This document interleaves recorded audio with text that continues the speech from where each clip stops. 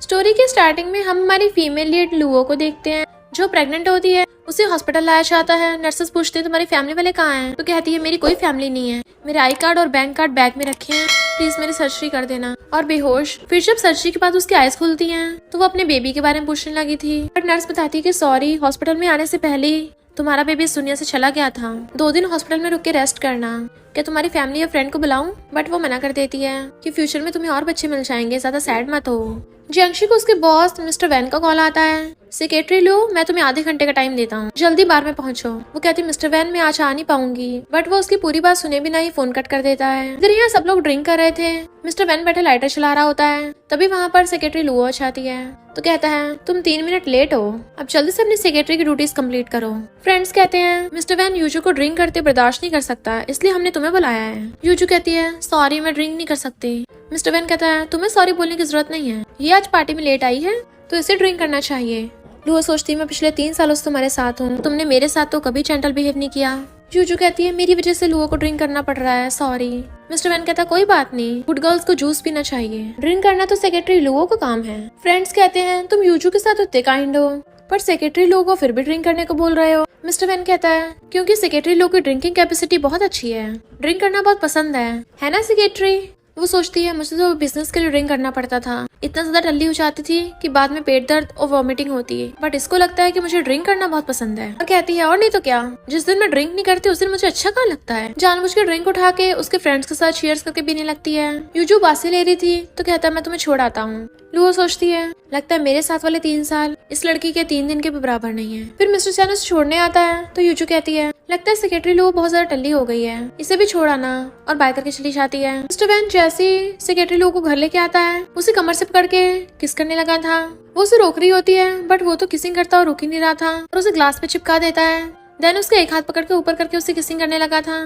जैसे वो उसकी ड्रेस के पीछे जिप खोलने वाला था तो वो उसका हाथ पकड़ कहती है आज मैं अच्छे मूड में नहीं हूँ। तो मिस्टर चैन गुस्से से वहाँ से जाने लगा था और बॉटल उठा के पानी पीने लगता है। सेक्रेटरी लो कहती है जब तुमसे कंट्रोल नहीं होता तो तुम आज उस यूजू को क्यों नहीं लेके आए, तुम तो उसके साथ बहुत अच्छा बिहेव कर रहे थे ना। मिस्टर वैन उसके क्लोज हो कहता है क्यों तुम्हें जेलसी हो रही है?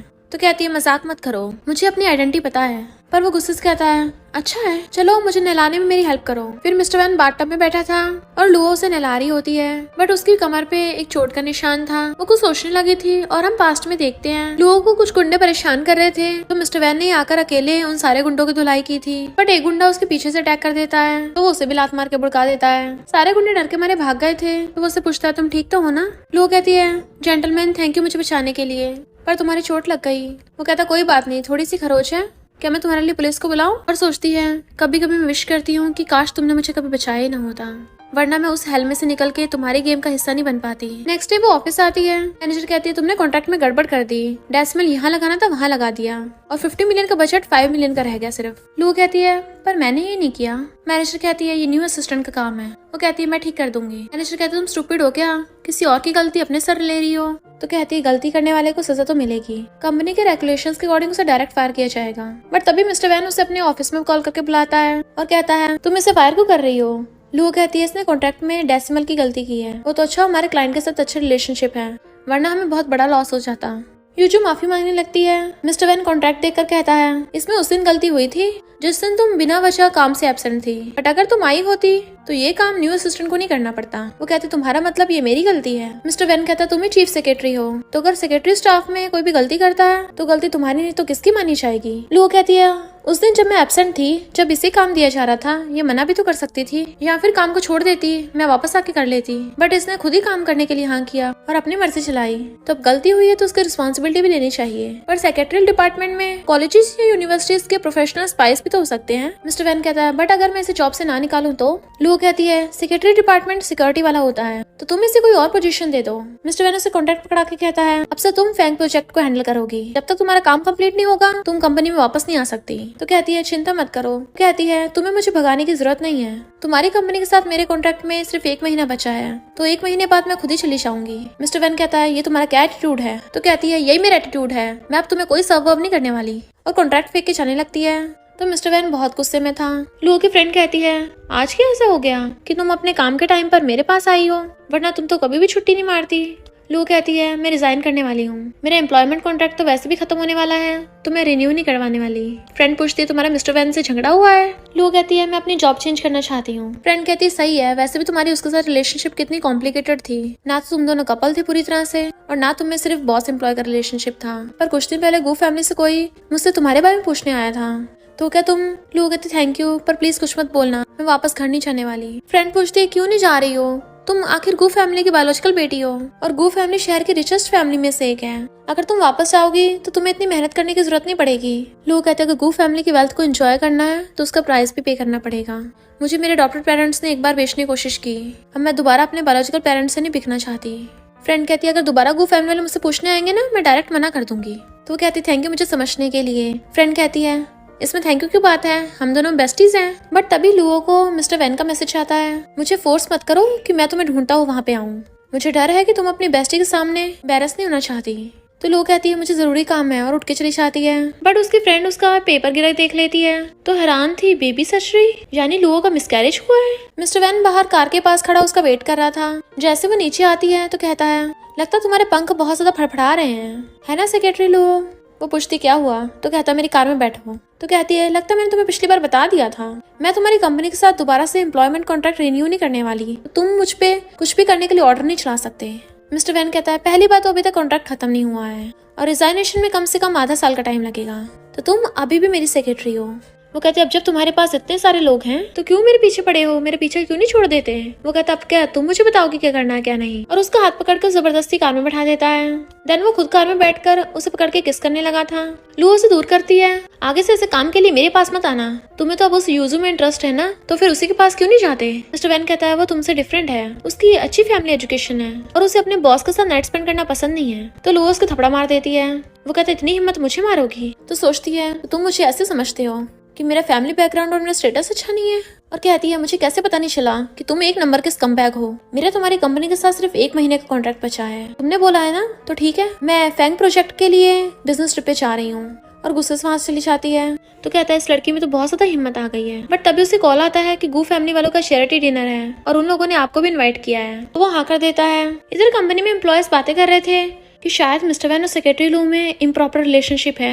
हमने तो सुना है सेक्रेटरी लू मिस्टर वैन की सीक्रेट लवर है, जो दिन में तो प्रेसिडेंट की सेक्रेटरी बनती है और रात में उसके बेड को गर्म करती है। सेक्रेटरी लू आकर कहती है लगता है तुम लोगों को कंपनी में काम नहीं है, तभी यहाँ पर गप्पे लड़ा रहे हो, और उन लोगों को मीटिंग में लेके जाने लगती है। पर आके देखती है यूजू उसकी जगह पे अपना सामान रख के बैठी है, तो सोचती है मैं सिर्फ 1 महीने के लिए बिजनेस ट्रिप पे गई थी और तुमने मेरी जगह यूजू को दे दी, अगर मैं थोड़े और दिन बाद आती तो डायरेक्ट तुम्हारी शादी में आती। यूजू कहती तुम आ गई, तो कहती है प्रोजेक्ट पूरा हो गया था, मैं यही बताने आई थी। यूजू कहती है मैं तुम्हारी जगह नहीं लेना चाहती थी, मैं जल्दी से अभी पैकिंग करके चाहती हूँ, और जल्दी जल्दी में उससे ग्लास गिर जाता है, वो कांच उठाने लगी थी, उसके हाथ पे चोट लग जाती है। लुओ कहती है मैं कहीं जाने की जरूरत नहीं है, अब से जगह तुम्हारी है। यूजू पूछती है सेक्रेटरी लुओ कहीं तुम मुझसे गुस्सा तो नहीं हो गई? बट तभी वहाँ पर मिस्टर वैन आ जाता है। यूजू रोती हुई कहती है मैं इसको इसकी जगह वापस कर रही हूँ। मिस्टर वैन कहता है तुम आती कंपनी के रेगुलेशंस के बारे में बताने लग गई, तुम्हें किसने हक दिया है? वो कहती है क्या बकवास कर रहे हो? यूजू कहती है इसकी गलती नहीं है, इसने मुझे वापस जाने को नहीं बोला, मुझे बुरा लगा इसलिए मैं खुद ही जा रही हूँ, इससे गुस्सा मत हो। मिस्टर वैन कहता है सेक्रेटरी लो मेरे ऑफिस में आओ जरा। पर जैसी वो जाती है यूजू के फेस एक्सप्रेशंस तो एकदम बदल गए थे। मिस्टर वैन जाकर सोफे पे बैठ जाता है। जैसी सेक्रेटरी लो आती है वो उसका हाथ खींच के उसे अपनी गोद में बिठा लेता है और उसकी मुंडी पकड़ के उसे किस करने लग गया था। लुओ उसे दूर हटाने की कोशिश करती है, बट वो कहता है इतने टाइम से तुमने मुझे देखा नहीं, क्या मुझे मिस कर रही थी? वो कहती है हमारा कॉन्ट्रैक्ट अब खत्म हो गया है। तो कहता है ये डिसाइड करने वाली तुम कौन होती हो, और उसे जबरदस्ती किस करने लगता है, बट वो उसके लिप्स पे बाइट कर लेती है। तो कहता है तुम क्या पपी हो जो मुझे काट लिया? वो एकदम से उसकी गोद में से उठ जाती है। मैंने बोला ना हमारे बीच सब खत्म हुआ, मैं बस तुम्हें ये बताने आई थी कि मैंने प्रोजेक्ट कंप्लीट कर दिया, मेरा एम्प्लॉयमेंट कॉन्ट्रैक्ट 3 दिनों में एक्सपायर हो जाएगा, कुछ दिनों में मैं अपना काम सारा कंपनी को ट्रांसफर कर दूंगी, तो मेरे रिजाइनेशन लेटर पे साइन कर देना। वो कहता है क्या तुम मुझसे अब भी गुस्सा हो? तुम जानबूझ के बिजनेस ट्रिप पे गई थी और फिर भी चाहती थी कि मैं तुम्हारी जगह बना के रखूं। तो कहती है अच्छा है तुम रिजाइनेशन लेटर पे साइन करो, मैं अभी निकलती हूँ यहाँ से। वो कुछ बोलने वाला था तो कहती है पिछली बार तुमने मुझे बचाया था और तुमने मेरा 3 मिलियन का कर्जा भी चुकाया था, बट उसके बदले में पिछले 3 सालों से तुम्हारे साथ नाइट स्पेंड करती आ रही हूँ, अब तो हिसाब बराबर हो गया ना। वो कहता है तुम हमारे रिलेशनशिप को ऐसा समझती हो? सेक्रेटरी लोग कहती है मुझे पता है तुम्हें यूजू जैसी इनोसेंट लड़कियां पसंद है, जब तुम अकेला फील करते थे मैं बस तुम्हारी उस टाइम के लिए एंटरटेनमेंट थी। तुमसे बेटर ये कौन जानता है, और मैं तुम्हें लव नहीं करती, ना ही तुम मुझे लव करते हो। वो कहता है सही कहा, मैंने तुमसे कभी लव नहीं किया। लगता तुम्हें अपनी पोजीशन अच्छे से मालूम है। तो सोचती है ये मुझे पहले से पता था, पर अब जब ये खुद मुझे बता रहा है तो मुझे दिल में इतना दर्द क्यों हो रहा है। और कहती है मैं जॉब छोड़ रही हूँ तो सब खुश रहेंगे। वो कहता है ठीक है, मैं रिजाइन लेटर पे साइन कर दूंगा, बट अभी कॉन्ट्रैक्ट एक्सपायर होने में 3 दिन बचे हैं, तो तब तक के लिए तुम्हें काम करने वापस आना पड़ेगा। फ्रेंड कहती है तो उस डेविल ने तुम्हें 3 दिन के लिए भी नहीं छोड़ा और बहुत बड़ा प्रोजेक्ट दे दिया है कि तुम्हें 3 दिन में कंप्लीट करना है। कितना कोल्ड ब्लडेड है। लू कहती कोई बात नहीं, सिर्फ 3 दिन की तो बात है। और तभी उसे यूजू कॉल कर कहती है क्या तुम इवेंट के लिए आ सकती हो, मुझे कुछ समझ नहीं आ रहा है। लू जल्दी से वहाँ पे आती है तो कहती है ये आर्टवर्क्स एग्जीबिशन के लिए आए थे, पर 2 रस्सी खुल गई और ये नीचे गिर गए। मैंने सिक्योरिटी को चेक करने को बोला है, बट मैं चाहती हूँ एक बार तुम भी चेक कर लो। लू कहती है ओके मैं देखती हूँ। तो कहती है ये कल्चरल हेरिटेज प्रोजेक्ट है, तो इससे तो हमें कोई प्रॉफिट भी नहीं होगा। लू कहती है यहाँ पे पैसे कमाने की बात नहीं हो रही है। यूजू कहती है अच्छा ये सब फेम के लिए हो रहा है, मैं समझ गई। फिर नेक्स्ट सीन में लू स्टेज पर थी और सबको बताती है कि हम कंट्री के कल्चरल हेरिटेज को प्रमोट कर रहे हैं जो हमारे एंसेस्टर्स हमारे लिए छोड़ के गए थे। यूजू कहती है अब सब क्लैपिंग करिए क्योंकि कंपनी के प्रेसिडेंट मिस्टर वैन आने वाले हैं स्टेज पे स्पीच देने। मिस्टर वैन जैसे स्टेज की तरफ जाने लगा था तो वो सारी पेंटिंग्स की रस्सी खुल के गिरने वाली होती है, वो भी लुओ और यूजू के ऊपर। सब लोग हैरान थे और मिस्टर वैन जल्दी से भागता है, पर वो लुओ को बचाने के बजाय भागकर जाके यूजू को बचाता है, जबकि लुओ की चोट लग गई थी। मिस्टर वैन यूजू से पूछता तुम ठीक तो हो ना। वो कहती मैं ठीक हूँ। तो कहता हॉस्पिटल चलते हैं एक बार। वो कहती मैं तो ठीक हूँ बट सेक्रेटरी लुओ। ये सब देख के लुओ की आंखों में आंसू थे। मिस्टर वैन मैं पिछले 3 सालों से तुम्हारे साथ थी, पर लगता है सब कुछ बेकार गया। और उसकी आइज बंद हो जाती है। वो लोग उसे हॉस्पिटल लेके आते हैं, उसकी आइज खुलती हैं तो यूजू पूछती है तुम ठीक तो हो ना। मिस्टर वैन कहता तुम्हारी खुद की हरकतों की वजह से ही तुम्हें चोट लगी है। लू पूछती है तुम्हारा मतलब क्या है। वो कहता है ये एक्सीडेंट इस वजह से हुआ क्योंकि जिस रस्सी से वो पेंटिंग बंधी हुई थी वो ढीली थी। भले वहाँ के सीसीटीवी खराब थे, पर साइड पे काम करने वाले लोगों ने बताया कि एक्सीडेंट से पहले सिर्फ तुम ही वहाँ पर थी। वो कहती है तो तुम्हारा कहने का मतलब है कि मैंने जानबूझ के रस्सी ढीली की। तो कहता और नहीं तो क्या, वरना तुम रस्सी के पास क्या कर रही होगी। वो कहती है क्योंकि वहाँ पर सेफ्टी इशू था इसलिए मैं वहाँ पे चेकिंग करने गई थी। तो पूछता है तो तुमने रस्सी में छेड़छाड़ नहीं की। कहती नहीं तो। यूजू कहती है हो सकता है की हो। लू पूछती तुम कहना क्या चाहती हो। तो कहती है मुझे लगता है मैंने तुम्हें रस्सी को खींचते हुए देखा था, मैंने तो बस इसलिए बोला। मिस्टर वैन कहते डरो मत, सच बताओ। यूजू कहती है मुझे लगता है क्या पता तुमसे गलती से रस्सी ढीली हो गई हो। सॉरी मिस्टर वैन, इसमें सेक्रेटरी लो की कोई गलती नहीं है। अगर मुझे पता होता तो मैं पहले सेक्रेटरी लो को रोक देती, और ऐसा कुछ भी नहीं होता। लू कहती पर मैंने कुछ भी नहीं खोला। यूजू कहती है सेक्रेटरी लो तो गुस्सा हो गई, मुझे डर लग रहा है। मिस्टर वैन कहता है मैं इससे पूछ रहा हूँ तो तुम बीच में क्यों बोल रही हो। लू कहती है अब क्या तुम इसकी हर बात पे भरोसा करोगे। यूजू कहती है मिस्टर वैन मैं सच बोल रही हूँ, अगर तुम्हें यकीन नहीं तो सीसीटीवी चेक कर लो। सेक्रेटरी लू कहती तुमने सुना नहीं सीसीटीवी खराब है। मिस्टर वैन कहता तुम बोलना बंद करो, अपनी गलतियों का आरोप दूसरों पे मत थोपो। यूजू कहती मैं झूठ नहीं बोल रही। तो कहता मुझे तुम पे भरोसा है। वो सोचती है मुझे लगा था पिछले 3 सालों में भले ही तुम्हें मुझसे प्यार नहीं हुआ, कम से कम तुम मेरा कैरेक्टर तो समझती हो, पे भरोसा तो है, पर अब लगता है वो भी नहीं है। और कहती है मैं लास्ट बार बोल रही हूँ, मैंने रस्सी नहीं खोली और मेरे पास ऐसा करने की कोई वजह भी नहीं है। अगर सीसीटीवी खराब भी हो गए तो ऐसा तो नहीं है कोई और प्रूफ नहीं मिलेगा। यूजू क्या तुम श्योर हो कि मैंने रस्सी खोली है। यूजू कहती है मैं तो तुम्हें हमेशा से एडमायर करती आई हूँ, मैं तो तुम्हारी हेल्प भी करना चाहती हूँ, पर आज कुछ ज्यादा सीरियस हो गया है तो मैं झूठ नहीं बोल सकती। लू कहती है अगर मैंने तुम्हारे झूठ बोलने का प्रूफ ढूंढ लिया तो तुम मुझसे कैसे माफी मांगोगी, क्यों ना थपड़े मारने की शर्त लगाएं। यूजू कहती है सेक्रेटरी लुओ मुझे तुमसे बहुत डर लग रहा है। मिस्टर वैन कहता है तुम कुछ ज्यादा प्रॉब्लम्स क्रिएट कर चुकी हो। यूजू सोचती है कहीं से सच में प्रूफ न मिल जाए, ऐसे कैसे हो सकता है, मैंने तो सीसीटीवी पहले से खराब कर दिए थे, तो दूसरा प्रूफ आएगा कहाँ से। और कहती है मैं बिल्कुल सच बोल रही हूँ, तुमने वो रस्सी खोली है तो मैं तुम्हारे साथ शर्त लगाने को तैयार हूँ, पर सब लोग अभी काम में बिजी हैं, किसी के पास तुम्हारे वेट करने का टाइम नहीं है। पता नहीं चेकिंग में तुम्हें कितना टाइम लगेगा। लू कहती है 10 मिनट काफी हैं, और किसी को कॉल करती है। तभी वहाँ पर एक लड़का आता है। मिस्टर वैन पूछता है ये कौन है। तो कहती है उस दिन मैंने ऐसे सीन पे वीडियो रिकॉर्ड करते हुए देखा था, क्या पता हमें प्रूफ मिल जाए। यूजू सोचती है मैंने ध्यान ही नहीं दिया कोई वीडियो रिकॉर्ड कर रहा था। कहता है हाँ मैं उस दिन वीडियो बना तो रहा था, पता नहीं तुम्हें जो चाहिए वो इसमें है या नहीं, और अपना फोन पकड़ा के चला जाता है। तभी लुओ वो वीडियो मिस्टर वैन को दिखाती है। लुओ कहती है अब तुम्हारा झूठ पकड़ा गया, तुम्हें लगा था मुझे जल्दी से प्रूफ नहीं मिलेगा। जो सोचती है कैसा कोइंसिडेंस है, उस नमूने ने वीडियो बना ली, अगर आज ये वीडियो नहीं होती तो मैं पकड़ ही नहीं चाहती। लुओ कहती है अगर ये वीडियो ना भी होती ना तो मेरे पास और भी रास्ते हैं, मैं पुलिस को बुला लेती और रो पे फिंगरप्रिंट चेक करवाती। तुमने मुझे फंसाने का प्लान तो बनाया पर इतने लूप होल्स छोड़ दिए, तुम्हारे जैसे स्टूपिड को क्या लगा तुम मुझसे जीत जाओगी। और उसको जोर से थपड़ा मार के नीचे गिरा देती है। जैसे वो उसको दोबारा थप्पड़ मारने वाली थी मिस्टर वैन हाथ पकड़ लेता है, तो हाथ छुड़ा कहती है ये मेरे और इसके बीच की शर्त थी, मैं बस वही कर रही हूँ, अब तो मैंने कुछ गलत नहीं किया है ना, इसने मुझे फंसाया, मुझ पे झूठा आरोप लगाया, और क्या पता इसने रस्सी जानबूझ के खोली हो ताकि मुझ पे आरोप लगा सके। और अगर आज प्रूफ न मिलता तुम तो इसकी बातों विश्वास करके मुझे गलत समझ लेते, तो मेरे साथ इतनी नाइंसाफी क्यों। क्या उसके बदले में मैं एक थप्पड़ भी नहीं मार सकती। सिर्फ थप्पड़ मार के मैं इस पे दया दिखा रही हूँ। यूजू कहती है मैं मानती हूँ मैंने झूठ बोला, पर वो रस्सी मैंने नहीं टच की। उस वीडियो में ये नहीं दिख रहा कि मैंने रस्सी को खोला था।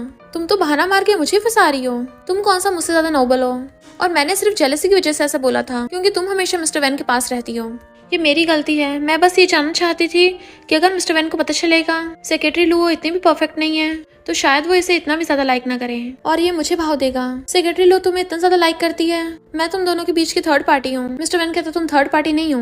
ये मैटर यहीं पे खत्म हुआ। लुओ सोचती है कहावत सच्ची है, जिससे लव नहीं मिलता वही थर्ड पार्टी होती है, और कहती है मेरा 3 दिन का कॉन्ट्रैक्ट रह गया ना, पर अब मुझे काम की वजह से चोट लग गई तो मैं दोबारा तुम्हारी कंपनी में वापस नहीं आऊंगी, और तुमने जैसा प्रॉमिस किया था रिजाइनेशन लेटर पे साइन कर देना।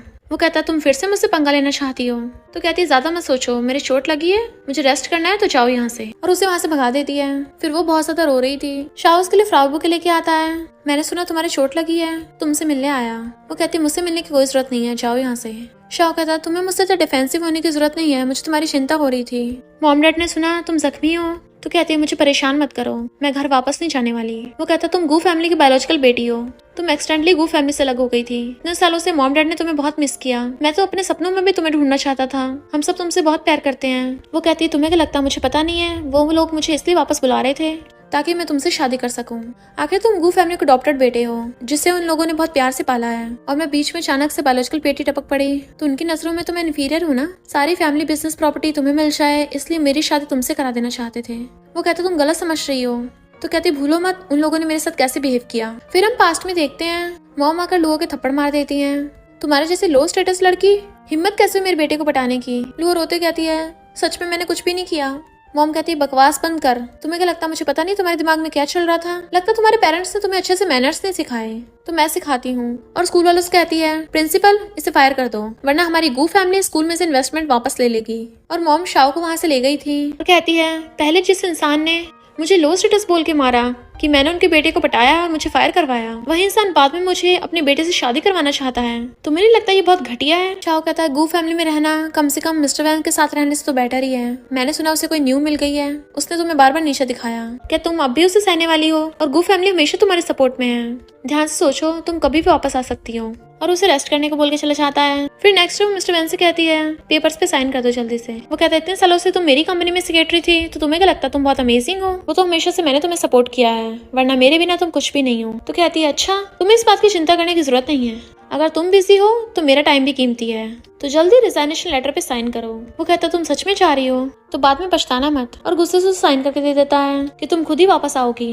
वो कहती चिंता मत करो, अगर मेरी सड़क पे भीख मांगने की भी नौबत आ गई ना, मैं तुम्हारे पास कभी वापस नहीं आने वाली। और जाने लगी थी तभी उसे मिस्टर वैन की मॉम का कॉल आता है जो कहती है आज मैंने तुम्हारी फेवरेट डिश बनाई है तो तुम और मिस्टर वैन जल्दी से डिनर करने के लिए साथ में आ जाओ। लुओ कुछ बोल ही नहीं पाती बट मॉम फोन कट कर देती है। उसे ना चाहते हुए भी मिस्टर वैन के साथ उसके घर पे आना पड़ता है।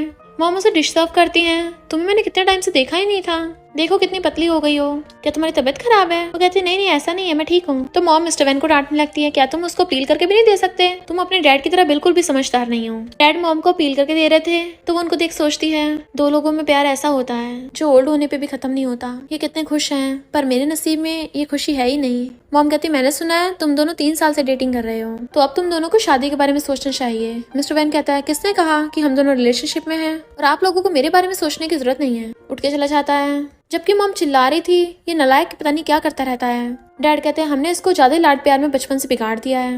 वो कहती कोई बात नहीं, वैसे उसने सच ही तो बोला है, मैं अब उसे और डेट नहीं करूंगी। मॉम पूछती तुम क्या बोल रही हो? तो कहती है मैंने कंपनी से रिजाइन कर दिया है और आप लोगों को लास्ट बार गुड बाय करने आई थी।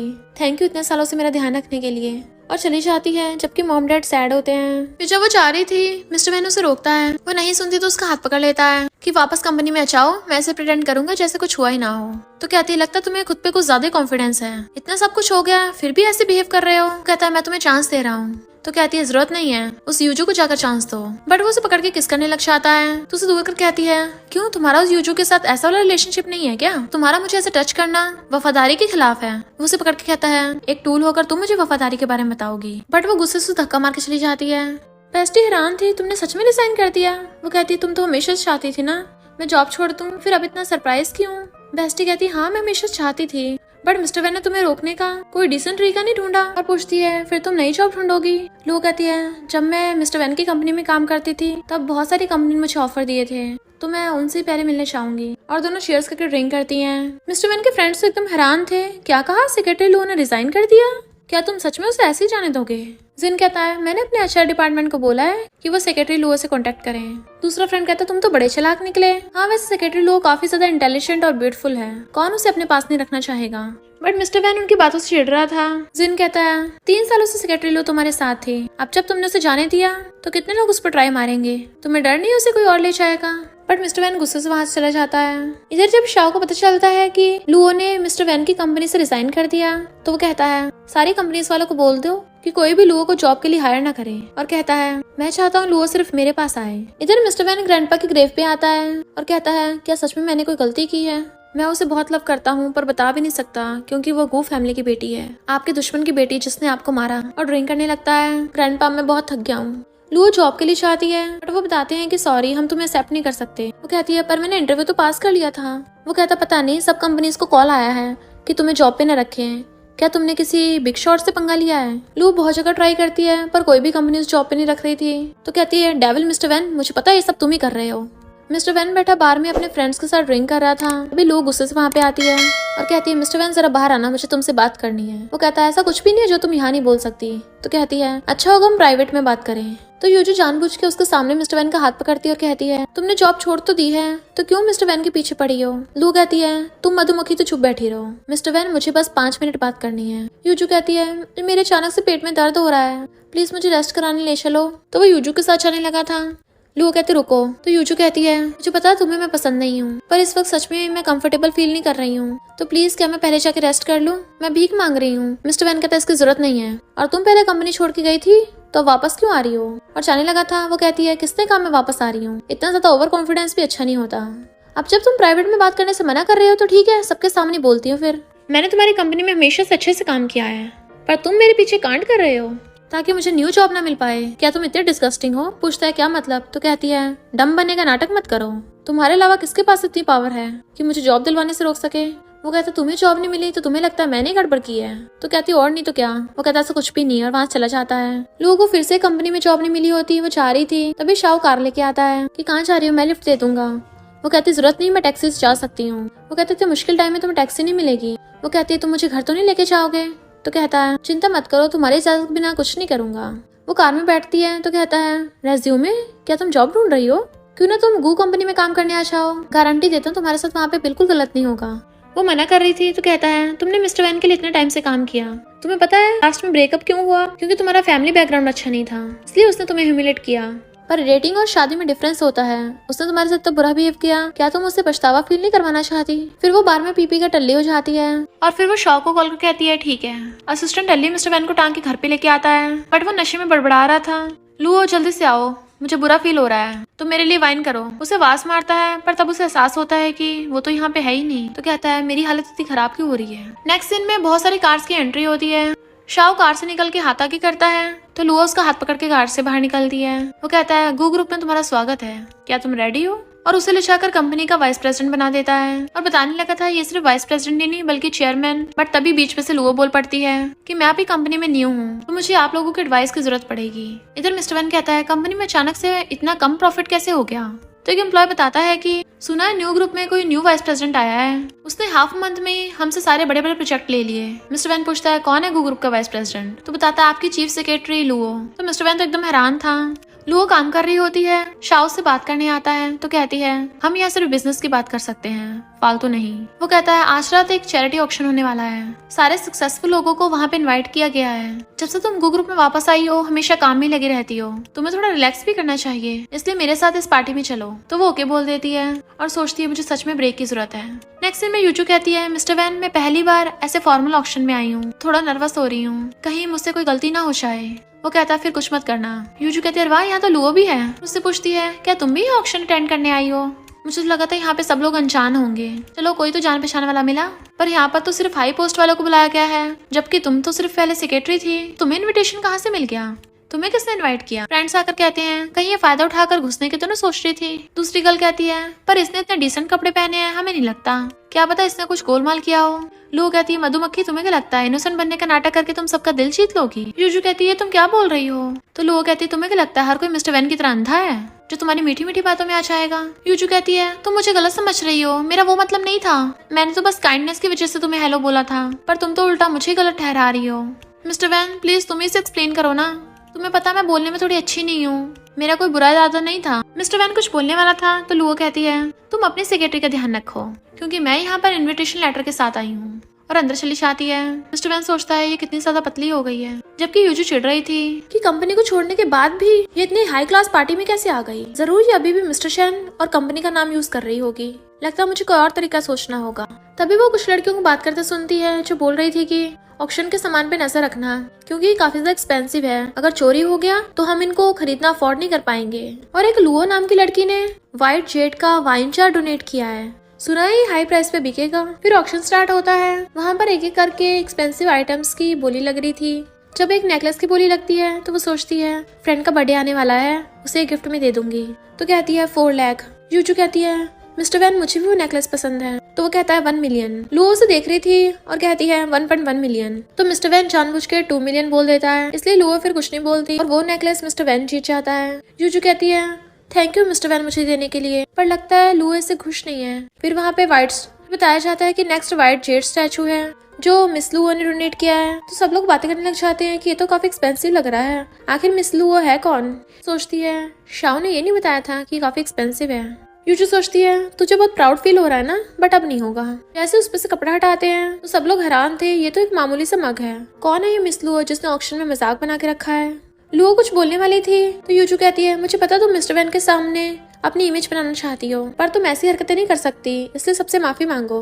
लोग पूछते हैं तुम इसे जानती हो, ये कौन है? तो यूजू कहती है ये हमारी कंपनी की सेक्रेटरी थी। तो वो कहते हैं सिर्फ सेक्रेटरी होके वैल्यूएबल एंटीक कहाँ से लाएगी, हमें बेवकूफ समझ रखा है, सिक्योरिटी गार्ड से बाहर निकालो। लुओ समझ जाती है चाहो मेरे नाम से कोई मामूली सा मग तो डोनेट नहीं करेगा, इसका मतलब जरूर किसी ने इसे चेंज किया है, इस यूजू ने किया है। और बताती है कि मैंने व्हाइट जेड स्टैचू ही प्रिपेयर किया था, मुझे नहीं पता किसने रिप्लेस किया है ये। वो लोग पूछते बहाने मत बना, तो बता किसने किया है। लुओ कहती है हर किसी के पास एक इन्विटेशन कार्ड है, तो जब तक ऑक्शन कंप्लीट नहीं होता कोई यहाँ से जा भी नहीं सकता, इसका मतलब रियल व्हाइट जेड स्टैचू अभी भी यहीं पर है। अगर चारों तरफ से घेर लिया जाए और सीसीटीवी चेक किया जाए तो पता चल जाएगा ये सब किसने किया है। लोग कहते बात तो ये सही कह रही है, सीसीटीवी चेक करने चाहिए। होस्ट बताती है कि पता चला है किसी ने सीसीटीवी को गम से कवर कर दिया था, तो कोई भी सीसीटीवी फुटेज अवेलेबल नहीं है।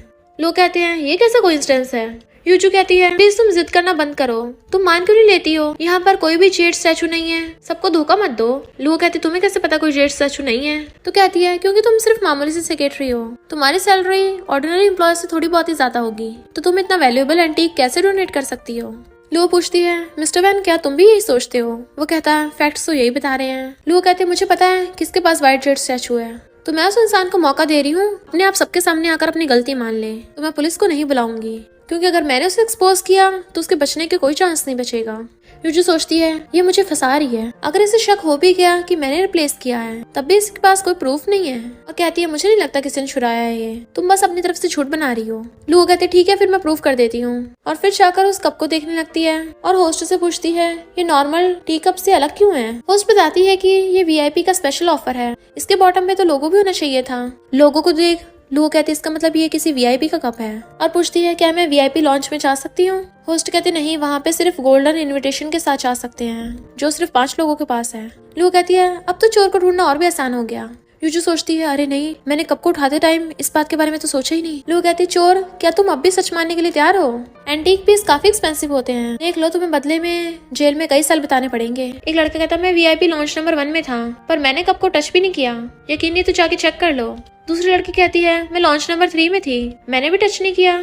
तीसरी कहती है लॉन्च नंबर 4 में थी और मैंने तो कप की तरफ ध्यान भी नहीं दिया, मेरी ऑलरेडी खुद की कंपनी है तो मुझे इस एंटीक की जरूरत भी नहीं है, और ना मैं तुम्हें जानती हूँ तो कोई वजह भी नहीं है। लुओ कहती लिस्ट तो छोटी होती जा रही है। यूजू कहती है पर इससे ये थोड़ी ना प्रूफ होता है कि किसी वीआईपी लॉन्च वाले ने चुराया होगा, और मैंने तुम्हारे पास भी गोल्डन इनविटेशन देखा था, यानी तुम भी वीआईपी लॉन्च में जा सकती हो। तो लोग कहते हैं कितनी चालाक लड़की है, खुद ही काम करके औरों को फंसा रही है, पता नहीं कौन सी फैमिली से उठ के आ गई। शाहकर कहता है किसने कहा इसकी फैमिली अननोन है, और अपने बॉडीगार्ड्स के साथ वहाँ पे आता है। सब लोग देखने लग जाते हैं कि ये तो गू ग्रुप का प्रेसिडेंट है ना, सोचा नहीं था गू ग्रुप के प्रेसिडेंट भी यहाँ पे आएंगे, ये तो काफी बड़ा बिग शॉट है ना। होस्ट कहती है आप खुद यहाँ पर आए हो। वो कहता अगर मैं नहीं आता तो तुम लोग हमारे लोगों को पता नहीं कितना बुली करते, और बताता है कि व्हाइट जेड स्टैचू लोगों के लिए मैंने डोनेट किया था, अगर बीच में इसे किसी ने रिप्लेस कर दिया तो क्या तुम लोग लोगों को परेशान करोगे। होस्ट माफी मांगती है तो पूछते तुम ठीक तो हो ना।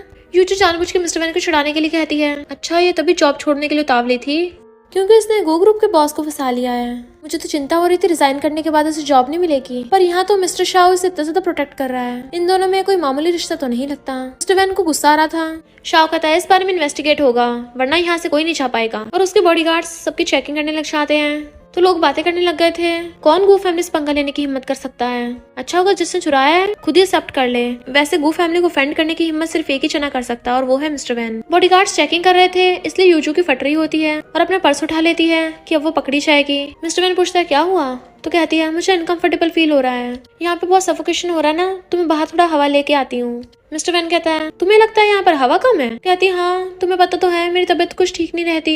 मिस्टर वैन कहता है लोगों का व्हाइट जेड स्टैचू तुम्हारे पर्स में है ना, तुम्हें क्या लगता है मैं अंधा हूँ, तुम्हारी इन घटिया ट्रिक्स के बारे में मुझे कुछ पता नहीं चलेगा। वो सॉरी बोलती है तो कहता है पैनिक क्यों हो रही हो, आप चुपचाप बैठी रहो। कहती है तुम मेरी हेल्प क्यों कर रहे हो, बट वो कुछ नहीं बोलता। बॉडीगार्ड आकर कहता है मिस्टर वैन हमें चेकिंग करनी है। यूजू पर्स को कस के पकड़ लेती है। मिस्टर वैन कहता है खबरदार अगर मेरे एम्प्लॉय को टच किया, और वहाँ से उठ के जाने लगा था। शाह पूछता है तुम कहाँ जा रहे हो, तो कहता है मुझे जाने से पहले तुमसे पूछने की जरूरत नहीं है। शाह कहता है मुझे तुम्हारा शेड्यूल जानने में कोई इंटरेस्ट भी नहीं है, कोई लोगों को गलत ठहरा रहा है तो मुझे इस मैटर को तो क्लियर करना पड़ेगा, कोई नहीं जा सकता यहाँ से। मिस्टर गू कहता है अगर मैं जाना चाहूँ तो। शाह कहता है फिर कोशिश करके देख लो। यूजू कहते हैं लुओ तुम ऐसे कैसे कर सकती हो, मिस्टर वैन ने तुम्हें 3 साल अपनी कंपनी में रखा पर अब तुम दूसरे को साथ मिलके उसे एम्बेरस कर रही हो। लुओ कहती है मुझे गलत ठहराया जा रहा है, अब क्या मैं खुद को इनोसेंट भी प्रूफ न करूं। यूजू कहती है मुझे पता तुम मुझसे चिढ़ती हो कि मैंने तुम्हारी जगह ले ली, पर मिस्टर वैन को तो कुछ मत कहो। लुओ कहती है एक्टिंग अच्छी कर लेती हो, पर मैं मिस्टर वैन नहीं हूँ जो तुम्हारी बातों में आ जाऊंगी। यूजू कहती है मुझे लगता तुम इंडिपेंडेंट लड़की हो, पर अब पता चला तुम पीछे के डोर से कंपनी में घुसती हो। शाओ लगता तुम्हें पता नहीं है जब ये कंपनी में थी तो ये पटाया करती थी। लुओ उसको थपड़ा मार देती है तुम होती कौन हो बकवास करने वाली। यूजू नाटक करती है इसने मुझे मारा। मिस्टर वैन कहता है इससे माफी मांगो। शाह कहता है ये क्यों माफी मांगेगी, लुओ तुम्हारे हाथ में दर्द तो नहीं हो रहा। उसका हाथ पकड़ता है। मिस्टर वैन जेलसी के मारे उसका हाथ पकड़ के खींच लेता है। तुम इसे खुद को टच करने दे रही हो, पर लुओ उससे अपना हाथ छुड़ा रही थी तो कहता है तुम मुझे छोड़ के इसके पास जा रही हो, क्या तुम इतनी कैजुअल हो। शाह कहता तुमने सुना नहीं उसका हाथ छोड़ो, और दोनों ही गुस्से से उसका हाथ पकड़ लेते हैं। लुओ छुड़ा रही थी तो दोनों ही छोड़ देते हैं। शाह कहता अब ये तुम्हारी सेक्रेटरी नहीं है तो उससे दूर रहो। यूजू कहती है अब इसे दूसरा कोई और मिल गया ना, इसलिए हमें ये भूल गई है, हमें चलना चाहिए। मिस्टर वैन जैसे जाने लगा था बॉडीगार्ड्स उन्हें रोकते हैं। शाह कहता मैंने बोला था ना बिना चेकिंग के कोई नहीं जा सकता। फिर वहाँ पर उस ऑक्शन को करवाने वाले ऑर्गेनाइजर आ जाते हैं। शाह और मिस्टर वैन दोनों से शिकायत करने लगे थे, तो वो बेचारा ऑर्गेनाइजर बीच में फंस जाता है और कहता है मैं इस बारे में इन्वेस्टिगेट करूंगा। इसलिए लुओ शाह को लेके वहाँ चली जाती है। मिस्टर वैन गुस्से से जा रहा था तो यूजू कहती है सॉरी। मिस्टर वैन कहता तुम्हें पता भी है मैं तुम्हें अपने साथ क्यों रखता हूँ, तुम्हें क्या लगता तुम इतनी चालाक हो मेरी नजरों से बच जाओगी। वो तो मैंने अपने फायदे के लिए तुम्हें पहले कुछ नहीं कहा था, पर आज तुमने मेरी बॉटम लाइन को क्रॉस कर दिया। तो कहती है मैं उस लुओ से इनसिक्योर हो गई थी, प्लीज मुझे इस बार माफ कर दो। बट वो हाथ छुड़ा लेता है। उन लोगों को अपने आप ही व्हाइट जेड स्टैचू वापस कर देना, मैं अब इसमें तुम्हारी कोई और हेल्प नहीं करने वाला, और हाँ तुम उससे हर तरीके में नीचे ही हो। यूजू गुस्से में थी, ये सब उसकी गलती है। शाओ लुओ से पूछता है तुम अचानक से वापस क्यों आ गई। वो यूजू के एक्सप्रेशन कुछ ठीक नहीं लग रहे थे। लुओ कहती है क्योंकि उसे ने चुराया था ना। वो कहता है तो क्या तुमने उसे मिस्टर वैन की वजह से जाने दिया ताकि वो पब्लिक में एम्बैरस ना हो। तो कहती है हमारा ऑक्शन का ऑर्गेनाइजर के साथ अच्छे प्रोजेक्ट हैं, मैंने सोचा फालतू में प्रॉब्लम्स को क्यों बढ़ाना। शाह कहता ठीक है डैड का बर्थडे आने वाला है, उन्होंने तुम्हें भी इनवाइट किया है। तो कहती है मैंने पहले भी कहा था मैं सिर्फ गू ग्रुप में काम करूंगी, घर जाने का प्रॉमिस नहीं किया था। वो कहता है गू ग्रुप की बेटी की आइडेंटिटी तुम्हारे लिए बोझ नहीं है बल्कि तुम्हारी हेल्प ही होगी इससे। क्या तुम हाई स्कूल के इंसिडेंट की वजह से अब भी मॉम पे गुस्सा हो। वो कहती क्या मुझे नहीं होना चाहिए। तो कहता है अब हम बड़े हो गए हैं तो थोड़ा बहुत तो प्रॉफिट लॉस के बारे में सोचना ही पड़ेगा। तो कहती है ठीक है मैं इस बारे में सोचूंगी। मिस्टर वैन की मॉम कहती है जब से लुओ ने हमारे घर पे आना बंद किया है हमारा फैमिली डिनर और भी ज्यादा बोरिंग हो गया है। तुम दोनों बाप बेटे तो मुंह में करेला ठूस के बैठे रहते हो, कोई भी मुझसे बोलने वाला नहीं है। डैड कहते हैं जब ये दोनों बच्चे अलग हो गए हैं तो तुम क्यों उसका जिक्र कर रही हो। मॉम कहती है ये सब इस नालायक की वजह से हुआ है, वरना लुओ कितनी अच्छी लड़की है, मैंने तो अपने दिल में उसे अपनी डॉटर इन लॉ मान भी लिया था। तो तुमने अचानक से उससे ब्रेकअप क्यों किया। मैंने सुना है तुम्हारे आसपास से फिर से एक लड़की है, तुमने लुओ को धोखा दिया। वो कहता हाँ। मॉम कहती है मैंने तुम्हें बचपन से लड़कियों के साथ ऐसे बिहेव करना सिखाया था। वो कहता तो मैं क्या करूँ, अगर वो अकेली लुओ होती तो मैं उसे कब का एक्सेप्ट कर चुका होता, बट वो गू फैमिली की बेटी है। मॉम डैड हैरान थे तो कहता है कि आप लोग भूल गए ग्रैंडपा कैसे उस दुनिया से गए थे। फिर हम पास्ट में देखते हैं मिस्टर वैन अपने ग्रैंडपा के साथ कार में जा रहा था, जो बोल रहे थे बताओ तुम्हें बर्थडे पे क्या गिफ्ट चाहिए। वो कहता मुझे बड़ा सा केक चाहिए और एक अल्ट्रामैन चाहिए। ग्रैंडपा कहते ठीक है मैं तुम्हें जरूर दिलवाऊंगा, पर तभी उन्हें सामने से कार आके ठोक देती है। ग्रैंडपा के पूछने पे ड्राइवर बताता है कि ये सामने वाली कार तो गू फैमिली की है और उनका एक्सीडेंट हो जाता है। हॉस्पिटल में मिस्टर वैन की आईज खुलती हैं तो वो ग्रैंडपा चिल्लाता है, बट उसके मॉम डैड बताते हैं कि कार एक्सीडेंट के टाइम पे तुम्हारे ग्रैंडपा ने तुम्हें कस के हक कर लिया था ताकि तुम्हारी जान बचा सके, बट वो खुद नहीं बच पाए। तो वो बहुत रोता है और कहता है गू फैमिली के बदले की वजह से मेरे ग्रैंडपा नहीं रहे, तो भला मैं गू फैमिली की बेटी के साथ कैसे शादी कर सकता हूँ। आखिर मैं भी इंसान हूँ, मुझे भी दर्द होता है। ग्रैंडपा मुझे बचाते हुए इस दुनिया से चले गए। कोई भी ग्रैंडपा को भूल सकता है पर मैं नहीं। मॉम कहती तुम्हारे ग्रैंडपा किसी ने मारा नहीं था, वो बस एक एक्सीडेंट था। तुम्हारे डैड और मैंने इन्वेस्टिगेट करवाया, तुम उस टाइम बच्चे थे इसलिए हमने तुम्हें उस बारे में नहीं बताया। सोचा नहीं था तुम इतने सालों से इस बात को अपने मन में दबा के बैठे हो। डैड बताते हैं कि गू फैमिली की बेटी को किडनैप कर लिया गया था और वो लोग उन्हीं गुंडों का पीछे कर रहे थे जल्दी जल्दी में, जिस वजह से तुम्हारी ग्रैंडपा की कार के साथ एक्सीडेंट हो गया। भले ही ये एक्सीडेंट गू फैमिली से रिलेटेड है पर उनकी गलती नहीं थी और इतने साल हो गए, हमें इस बात को जाने देना चाहिए। वो कहता मैं भरोसा नहीं करता। ग्रैंडपा के असिस्टेंट ने बताया था कि ग्रैंडपा गू फैमिली वालों से ऑक्शन में जीत गए थे, इसलिए उन लोगों ने जानबूझ के ग्रैंडपा को मारा है। मॉम कहती है अचानक से ऐसा हो गया इसलिए असिस्टेंट ने रैंडम गैस कर लिया होगा, और अगर उन लोगों को सच में इरादा होता तो पुलिस ने लोगों को पकड़ती। तो कहता उनके पास बहुत पैसा, उन लोगों ने पैसे देके चुप करा दिया होगा। डैड कहते बस करो, तुम्हारे ग्रैंडपा के जाने की वजह से हमें और तुम्हारी मॉम भी बहुत सैड है, पर ऐसे तुम किसी को ब्लेम नहीं कर सकते। मॉम कहती है अब तुम्हें पास्ट को भूलकर आगे बढ़ना चाहिए, हम तो चाहते हैं बस तुम खुश रहो। मिस्टर वैन बैठा बार में ड्रिंक किए जा रहा था, तभी वहाँ पर लुओ की बेस्टी अपने फ्रेंड्स के साथ आती है तो वो उसका हाथ पकड़ लेता है कि लुओ कैसी है। वो कहती छोड़ो मुझे, तुम्हारी वजह से उसका मिसकैरेज हो गया था और तुमने फिर भी उसे छोड़ दिया और ऊपर से न्यू लवर ढूंढ के उसे परेशान कर रहे थे। तुम्हारे जैसा कमबैक उसके लायक नहीं है। मिस्टर वैन तो एकदम हैरान था, उसका मिसकैरेज हुआ है, ये कब हुआ। तो कहती तुम्हें नहीं पता और हाथ छुड़ा लेती है। मैं तो बस बकवास कर रही थी और वहाँ चली जाती है। वो हॉस्पिटल में पता करने आता है तो डॉक्टर बताती है कि हाँ 2 महीने पहले उसने सर्जरी करवाई थी, ज्यादा काम करने की वजह से उसने अपने बेबी को खो दिया। तो मिस्टर वैन उस दिन की डेट देखता है और उसे याद आता है वो अपने फ्रेंड्स के साथ ड्रिंक कर रहा था। उसके फ्रेंड्स कहते हैं यूजू तुम ड्रिंक करो, तो कहता है ये अभी बिजनेस फील्ड में न्यू है तो मैं किसी और को ड्रिंक करने के लिए बुलाता हूँ। और लुओ को कॉल करता है सेक्रेटरी मैं तुम्हें आधा घंटा देता हूँ, जल्दी यहाँ पे पहुंचो। तो कहता है इसका मतलब उस दिन उसने मेरे बच्चे को खो दिया और मैंने उसे ड्रिंक करने के लिए बोला, ये मुझसे क्या हो गया। इधर गू फैमिली में मॉम बहुत सारे गिफ्ट्स मंगवाती हैं कि ये सब लुओ के रूम में रिछा के रख दो और मेट से कहती हैं खाना रेडी है ना। लुओ को स्पाइसी फूड बहुत पसंद है। डैड कहते तुम चैन से बैठ जाओ, तो मॉम कहती कैसे बैठ जाऊं। फाइनली हमारी बेटी घर आने के लिए रेडी हुई है। डोरबेल की आवाज सुन कहती है लगता है वो आ गई। शाओ कहता तुम्हें तो नर्वस होने की जरूरत नहीं है। मॉम डैड उसका वेलकम करते हैं तो कहती है आंटी अंकल, तो वो उसे घर मिलने चाहते हैं पर सब चुपचाप बैठे थे। तो मॉम कहती है शाओ तुम इसे घर दिखा दो, हम तुम्हारे लिए खाना देकर आते हैं। शाओ से घर दिखाता और बताता है कि ये तुम्हारा रूम है। जैसे पता चला तुम वापस आने वाली हो, मॉम तुम्हारे लिए जल्दी से ये सब शॉपिंग करके लाई है। ये सब दीवार पे तुमने बचपन में लगाए थे, तुम्हारे खोने के बाद मेरे पेरेंट्स ने कभी भी इनको हटाया ही नहीं, तो अभी तक यहीं पर हैं। और ये पूरा रूम वैसा का वैसा ही है क्योंकि उन्हें लगा एक ना दिन तुम वापस जरूर आओगी। आखिर तुम उनकी बायोलॉजिकल बेटी हो, वो तुमसे बहुत प्यार करते हैं। फिर खाना खाते हुए मॉम उसे बार बार खाना सर्व कर रही थी और खाओ कितनी पतली हो रही हो तुम। तो कहती मेरा पेट भर गया है। अंकल आंटी अब मुझे चलना चाहिए। मॉम कहती इतनी जल्दी, थोड़ा टाइम रुक जाओ। वो कहता अगली बार देख लूंगी, अभी मुझे काम है। मॉम कहती है कुछ दिनों में तुम्हारे डैड का बर्थडे है, हमने होटल में पार्टी रखवाई है, तुम आओगी ना। मिस्टर वैन के मॉम डैड कहते हैं गू फैमिली वालों ने हमें बर्थडे पार्टी पे इनवाइट किया है और हम यहाँ पर गेस्ट हैं, तो तुम अपने ग्रैंडपा वाली बात भूल जाना, समझे ना। तुम कुछ बोल क्यों नहीं रहे, दिन में सपने देख रहे हो क्या। बट उसके दिमाग में तो लुओ के बारे में चल रहा था, पता नहीं आज वो यहाँ पे आएगी भी या नहीं। बेस्टी पूछती है क्या तुम गू फैमिली वापस जा रही हो। तो कहती है मैंने अभी पूरी तरह से हाँ नहीं किया है, पर मैंने सोचा एक बार उन्हें मौका दूं। अब हर कोई मेरे डॉक्टर पेरेंट्स की तरह थोड़ी ना होता है, मुझे खुद को और उनको दोनों को चांस देना चाहिए। बेस्टी कहती तुम गू फैमिली की बेटी होगी तो कोई भी तुमसे पंगा लेने की हिम्मत नहीं करेगा, और हाँ रिच बनने के बाद मुझे मत भूल जाना। तो कहती है तुम्हें कैसे भूल सकती हूँ। बेस्टी कहती है मुझे एक बात के लिए माफी मांगनी है, कहीं मेरी वजह से तुम प्रॉब्लम में ना फंस जाओ। उस दिन मैंने गलती से तुम्हारा सर्जरी लेटर देख लिया था, तो मेरे मुंह से तुम्हारे मिसकैरेज की बात मिस्टर वैन के सामने निकल गई। प्लीज मुझे इस बात के लिए माफ कर देना, चाहे तो मुझे मार लो, मैं दोबारा कभी टल्ली होकर कुछ भी नहीं बकूंगी। लुओ कहती कोई बात नहीं, और वैसे भी मेरे और मिस्टर वैन के बीच में कब का खत्म हो गया है। बट उसे देख मिस्टर वैन आकर उसका हाथ पकड़ लेता है कि मुझे तुमसे कुछ बात करनी है। वो कहती कोई जरूरत नहीं है और जाने लगी थी। तो कहता है मैं बस तुम्हारे 2 मिनट लूंगा, और उसका हाथ पकड़ के ले आता है और पूछता है तुम कैसी हो।